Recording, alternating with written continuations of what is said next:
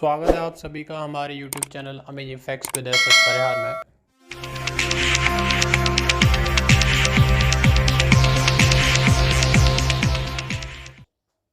Thirteen April 1919। शायद ये दिन तो कोई भी ऐसा भारतवासी नहीं होगा जो भूला होगा। 13 अप्रैल 1919 हमारे इतिहास का वो काला दिन है जिसे कोई भी भारतवासी नहीं भुला सकता।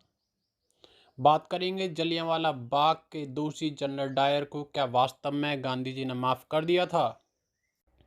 महात्मा गांधी जी ने 1 नवंबर 1938 को कहा था, दिवंगत जनरल डायर से अधिक क्रूर और रक्त पिपासु कौन हो सकता है। लेकिन उसके बाद भी जलियांवाला बाग कांग्रेस जांच समिति ने मेरी सलाह पर उस पर मुकदमा चलाने की मांग से इनकार कर दिया।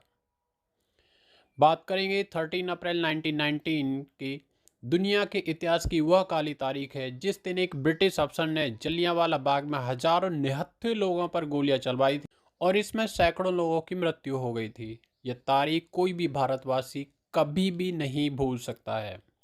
दरअसल इस घटना का मुख्य कारण भारत में ब्रिटिश सरकार द्वारा लागू किया गया रॉलेट एक्ट प्रावधान था। रॉलेट एक्ट प्रावधान के अनुसार जिस पर यह रॉलेट एक्ट लगाया जाता था उसको न तो कोई वकील मिलता था, न ही अदालत के सामने अपना केस लड़ने का मौका। एक तरह से काला कानून था जिसके विरोध में भारतवासी अपना विरोध प्रदर्शन कर रहे थे, क्योंकि इसी कानून की मदद से अंग्रेज सरकार भारतीयों के विरोध को दबाना चाहती थी। लेकिन सवाल उठता है कि जब जलियांवाला बाग में इतना बड़ा नरसंहार हुआ तो क्या भारत में इसको लेकर क्या कोई बड़ा आंदोलन हुआ। बात करते हैं, क्या सच में डायर को क्षमा कर दिया था। गांधी जी ने कहा था, जनरल डायर के काम आना और निर्दोष लोगों को मारने में उसकी मदद करना मेरे लिए पाप समान होगा, पर यदि वह किसी रोग का शिकार है तो उसे वापस जीवन दान देना मेरे लिए क्षमा और प्यार का अभ्यास। महात्मा गांधी ने कहा, जनरल डायर के द्वारा किए गए कृत्य को कभी भुलाया नहीं जा सकता। इसलिए 1926 को वह लिखते हैं कि घृणा की अनुपस्थिति का मतलब दोषी का बचाव बिल्कुल नहीं होता।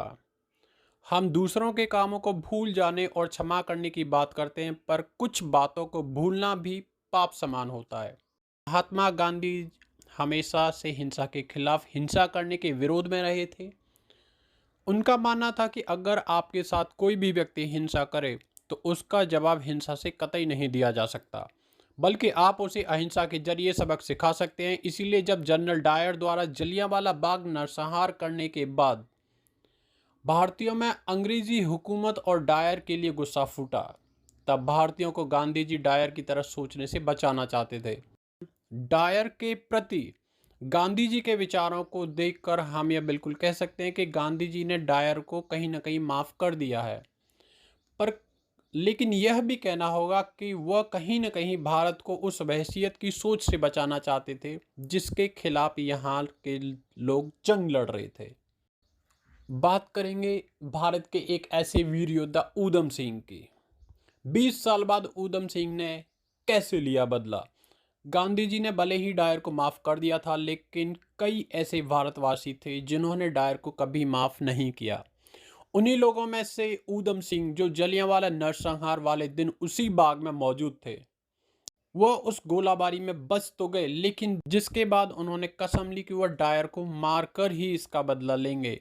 इसीलिए जलियांवाला बाग नरसंहार के 20 साल बाद 31 मार्च 1940 को उन्होंने लंदन जाकर कैक्सटन हॉल में पंजाब के गवर्नर रहे माइकल ओडायर की गोलियां मारकर हत्या कर दी। इसके बाद 31 जुलाई 1940 को उत्तरी लंदन के पैंटिन विलेज जेल में ऊधम सिंह को फांसी दे दी गई।